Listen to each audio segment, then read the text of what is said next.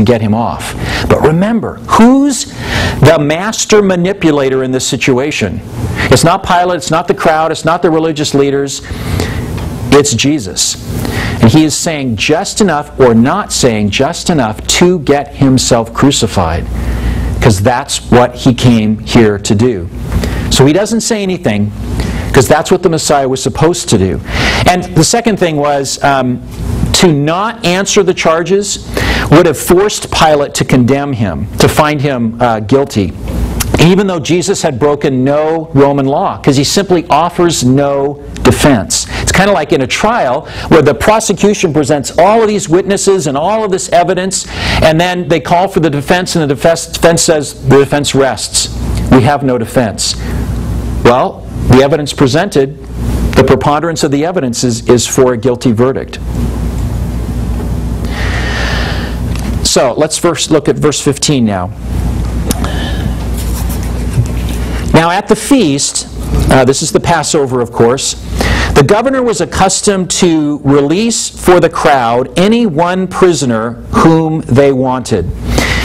Now Pilate, he served as the governor of Judea for 10 years, and his headquarters was actually on the coast at Caesarea, but because of the big feast, he brought himself and his soldiers into Jerusalem to make sure that nobody got out of line.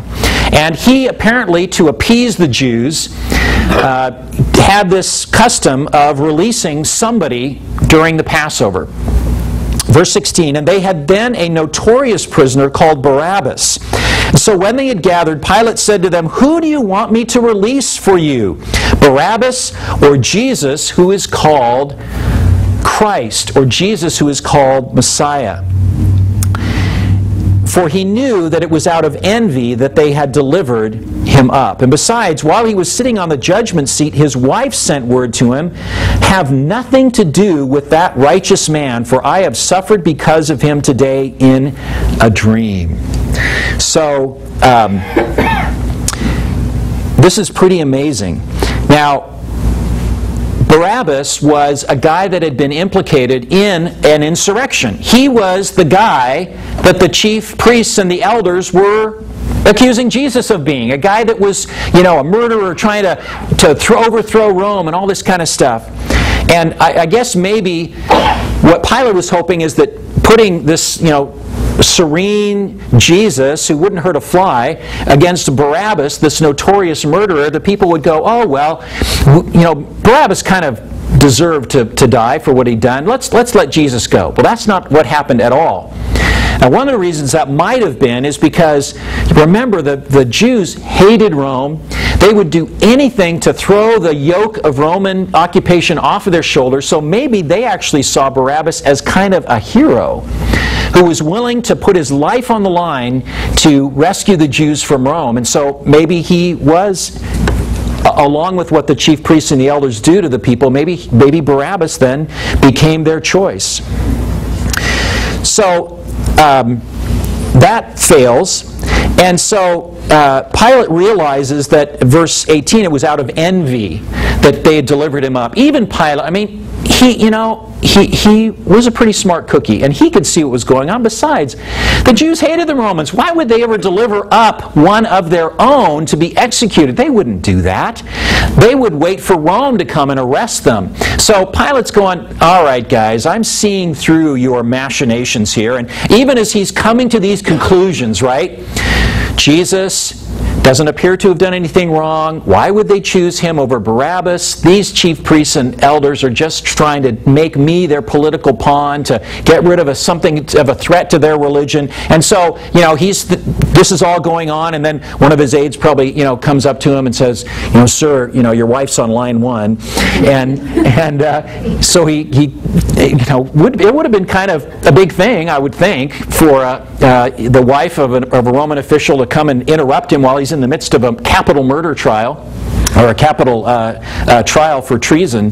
But she comes in and she says, Pilate, and I don't know if it was like last night, or if she was taking a little snooze during the day, or what was going on, but remember, it was pretty early when all these things were happening. And so she comes in and says, don't have anything to do with this guy, and calls him a righteous man. Now, pretty amazing, isn't it? How would she have known about Jesus? I mean, what's going on here? It's almost like God is saying, innocent, innocent, innocent. Watch out, warning, danger, Will Robinson, don't go here. So that's the pressure coming from this side. And part of the reason that Pilate, and if you didn't get that reference, you're not old enough, but here's the pressure coming from one side on Pilate saying, look out, what you are doing here is very serious and it's very wrong. But then you've got the pressures coming at him from the other side saying, do it, do it, do it, do it. And all in the midst of this, Pilate is going, well, what is truth anyway? What is truth? Is there anything that's absolute? Okay, so what I kind of see is this is kind of like a chess game, and all the pieces are kind of being moved into place for this end game of Jesus's, and everybody else thinks that they are the chess master, and I think I mentioned this before, but Jesus is moving all the pieces. God knows exactly what he's doing here. Pilate knew it was a frame-up, but as we'll see, there was really nothing that he is able to do about it. So, verse 20, so the wife comes in, don't have anything to do with him. And then verse 20, now the chief priests and the elders persuaded the crowd to ask for Barabbas and destroy Jesus. And the governor again said to them, which of the two do you want me to release to you? It's like, think about it, people. And they said, Barabbas. And you've probably seen the movies, where they're yelling and screaming. And Pilate said to them, well then what shall I do with Jesus who is called Christ? They all said, let him be crucified. And this, too, would be so unusual for the Jews who hated the Romans to be demanding that Rome use its horrible, tortuous form of execution on one of their own. And so Pilate, with these pressures mounting on both sides, he says, why? What evil has he done? And they shouted all the more, let him be crucified. So you can kind of, crucify, crucify, crucify, It's kind of building out there, and the crowd is going wild, and Pilate is beginning to realize he is now caught in a vice out of which he cannot escape.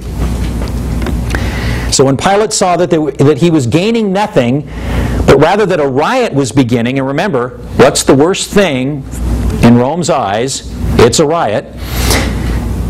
A riot was beginning. He took water and washed his hands before the crowd, saying, I am innocent of this man's blood. Nice try, Pilate. It's going to take a lot more than that to make you innocent of this man's blood, because you're the only guy that can say, okay, crucify him, and we'll see in a second that's exactly what he does. He says, I'm innocent of this man's blood. See to it for yourselves. See to it yourselves. And all the people answered, his blood be on us and on our children. Then he released for them Barabbas, and having scourged Jesus, delivered him to be crucified. So basically, the religious leaders were the ones that were behind all of this, okay? And they basically overruled Pilate's own wife, telling him, don't do this. How did they do it? They did it by getting the crowd to side with them. And it's this threat to the peace that's that lever that they're able to pull to get Pilate over the edge to do what they want. Pilate could not afford a riot. Pilate was already on bad terms with Rome. He'd already messed up. One of the things that he did was he brought in, when he came in and was made governor, he built a fortress right next to the temple, which was bad enough. But then at one point he brought in all these shields to put on the fortress, and they had images of the Roman gods on them right by the temple. Now, as you can probably imagine, didn't go over too well with the Jews. And they were really, really mad, and they caused all kinds of trouble, so much so that I think the story goes, Pilate invited the religious leaders in for a conference about what to do about these shields, and once inside the room, Roman soldiers surrounded the group and threatened to kill them if they didn't stop protesting. I mean, it's the kind of guy that Pilate was. I mean, you know, he kind of recognized manipulation when he saw it. So if anybody could have gotten out of putting Jesus to death, it would have been Pilate. The way that story ended, the Jews all fell down on the ground and bared their neck